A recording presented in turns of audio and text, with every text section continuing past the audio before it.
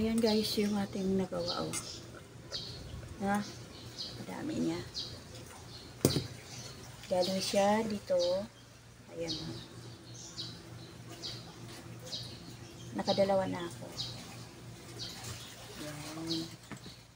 Tapos ito. Tapos mayroon pa.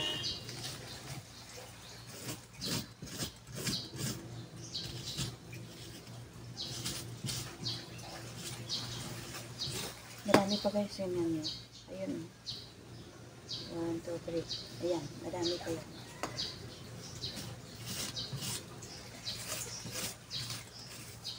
Tapos mamaya pag naluto, ipakita ko sa inyo.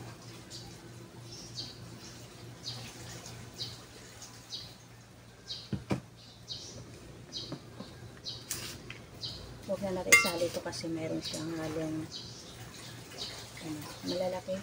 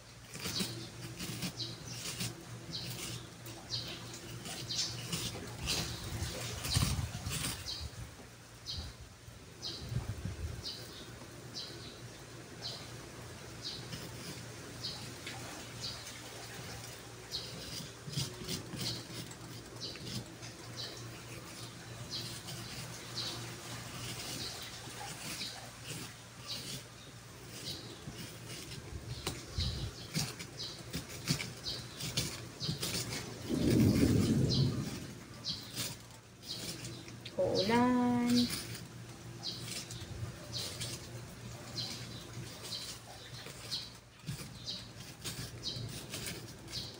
Yan, ganyan guys. Tuloy-tuloy lang natin hanggang sa mga tapos. Ayan eh.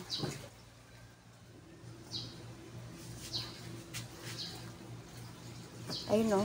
Marami na tayo nagawa. Gawin natin siyang panutsa. Titingnan natin. Ayan. Marami na to. Ayan o.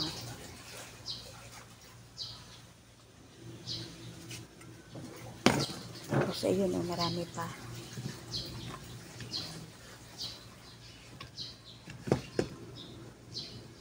Ito pa. Malaki pa siya o. Pakita natin mamaya guys kung paano gagawin siyang panutsa para malaman talaga natin na yung ganito pala ng papaya pwede palang gawing panutsa. Ayun o guys, mas maganda pala pag ganito yung sa puno banda kasi medyo makapal. Maganda siyang maganda siyang ganyanin o. Yan, lambot-lambot pa. Yan, marami kang makukuha kaysa yung maliliit na para siyang hindi siya makapal. Ganito makapal o. Kaya maganda. Yan ang ating gagawin ngayon.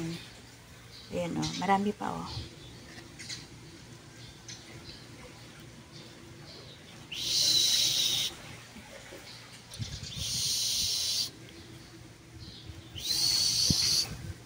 Ay, marami na tayo nakuha. Iano muna natin to guys sa mainit na tubig. Tapos, higaan natin siya bago iluto. Para matikman natin mamaya.